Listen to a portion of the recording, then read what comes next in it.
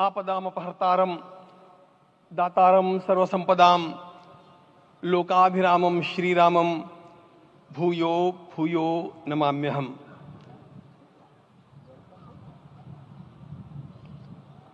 आज अंतःकरण अत्यंत उल्लास से, समाधान से और कृतज्ञता से भरा हुआ है। हमारा संपूर्ण राष्ट्र और पूरा विश्व भी आज भगवान श्री राम की प्रतिष्ठा से आलोकित होने का पर्व आरंभ हो चुका है।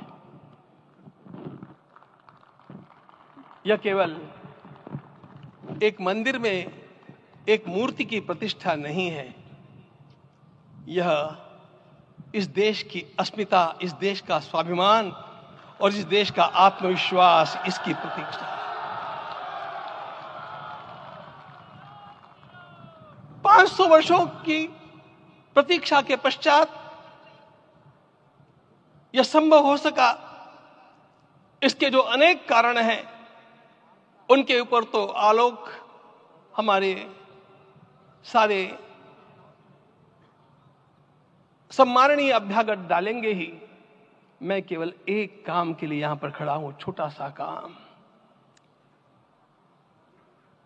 कारण तो अनेक होते हैं, लेकिन अनेक कारण मिलते मिलते आखिर वे एक विशिष्ट स्तर तक पहुंच जाते हैं और उस स्तर पर कोई महापुरुष हम लोगों को उपलब्ध होता है और उस विभूति के कारण युग परिवर्तित हो जाता है। इस प्रकार का परिवर्तन लाने के लिए अपने जीवन को साधना पड़ता है और इस प्रकार जीवन साधने वाले हमारे इस देश की परंपरा के अनेक महान रत्नों में आज हम लोगों को समय की आवश्यकता, युग की आवश्यकता, सनातन के अंतःकरण की आवश्यकता के रूप में हमारे सम्माननीय प्रधानमंत्री जी प्राप्त हुए हैं।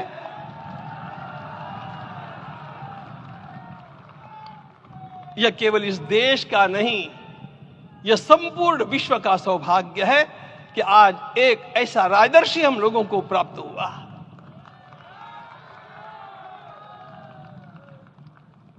आपके मंगल हाथों से आज प्रतिष्ठा होने की बात थी, वह स्वाभाविक भी था, वो होना ही था मित्रों। लेकिन मुझे इस बात का आश्चर्य हुआ जब मुझे लगभग 20 दिन पूर्व समाचार मिले कि माननीय प्रधानमंत्री जी को इस प्रतिष्ठा के लिए स्वयं अपने लिए क्या क्या अनुष्ठान करके सिद्ध करना चाहिए, स्वयं को उसकी नियमावली आप लिख करके भेजें।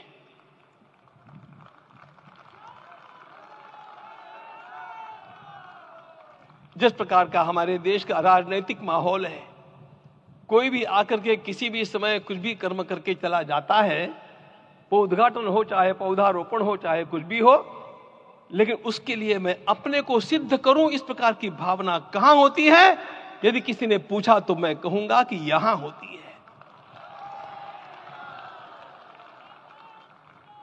भगवान श्री राम की प्रतिष्ठा करनी है।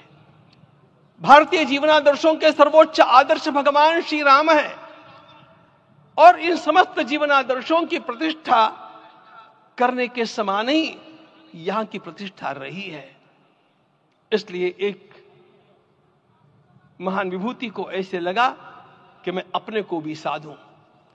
मैं कर्मणा मनसा वाचा, कर्म से, मन से और वाणी से अपने को उसके लिए शुद्ध बनाऊं, सिद्ध बनाऊं, और उसका मार्ग तप ही है। भगवद गीता ने कहा, यज्ञ दान तप कर्म न त्याज्यम कार्यमेव तत्।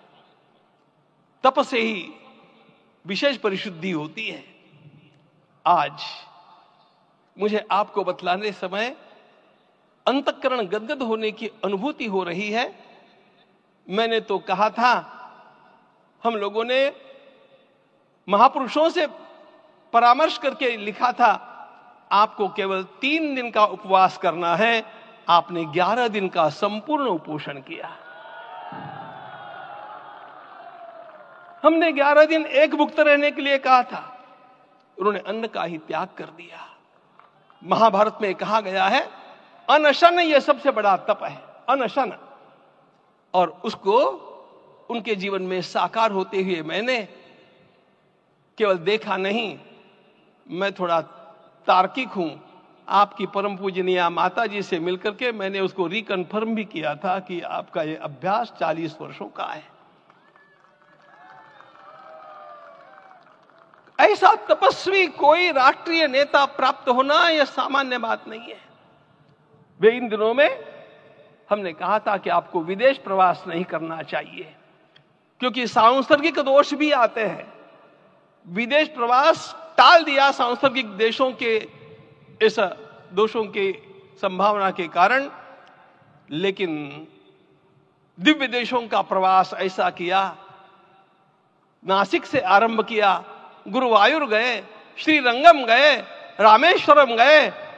इन सारे स्थानों पर जाकर के वहां के परमाणुओं को लेकर के और पूरी भारत माता के हर कोनों में जाकर के मानो वे निमंत्रण दे रहे थे कि आइए दिव्य आत्माओं, अयोध्या पधारिए और हमारे राष्ट्र को महान बनाने के लिए आशीर्वाद दीजिए।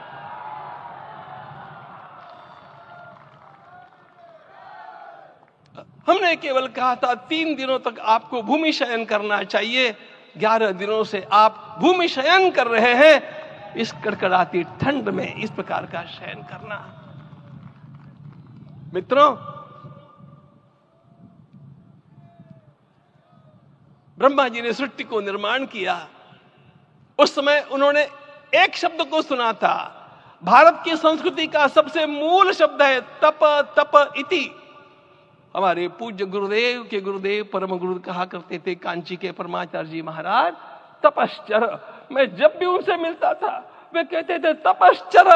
आज तप की कमी हो गई है और उस तप को हमने साकार आप में देखा। मुझे इस परंपरा को देखते हुए केवल एक राजा याद आता है जिसमें यह सब कुछ था, और उस राजा का नाम छत्रपति शिवाजी महाराज। छत्रपति शिवाजी महाराज। मित्रों, लोगों को पता नहीं है शायद।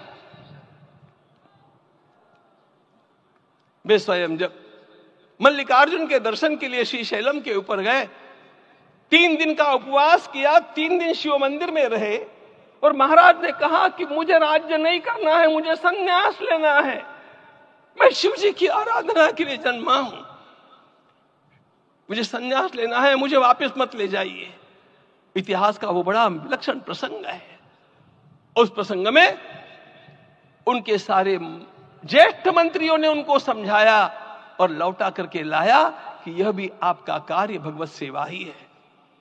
आज हम लोगों को उसी प्रकार के एक महापुरुष ऐसे प्राप्त हुए हैं जिसको भगवती जगदम्बा ने स्वयं हिमालय से लौटा करके भेज दिया कि जाओ भारत माता की सेवा करो। तुम्हें भारत माता की सेवा करनी है। मैं अपने को कभी श्रद्धा रखने के बारे में भावुक नहीं पाता हूं, लेकिन कुछ स्थान ऐसे होते हैं जहां पर आदर के साथ अपना मस्तक अपने आप झुक जाता है।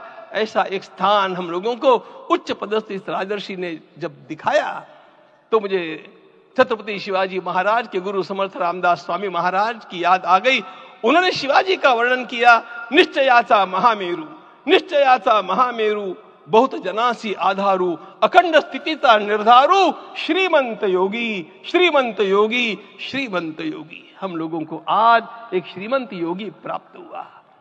आज मैं यहां पर केवल इसलिए खड़ा हूं कि इतने तपस्या के पश्चात इन सारे महात्माओं की अनुमति लेकर के और उनके आशीर्वाद लेकर के उनका यह तप पूर्ण करने के लिए, उसकी सांगता के लिए उनको चरणामृत दिया जा रहा है। आप सबकी सहमति हो तो आप सब लोग ओंकार का घोष करके मुझे सहमति दें।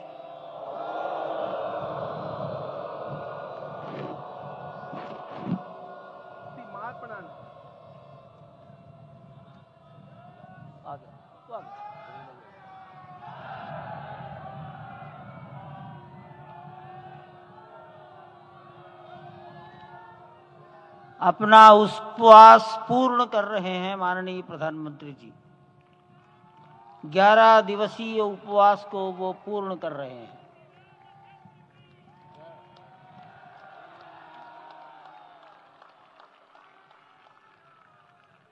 मैं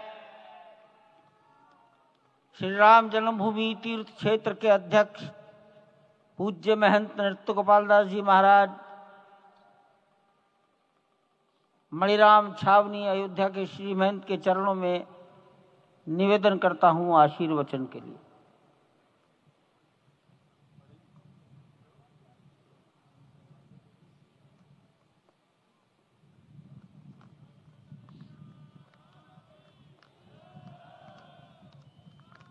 कॉर्डलेस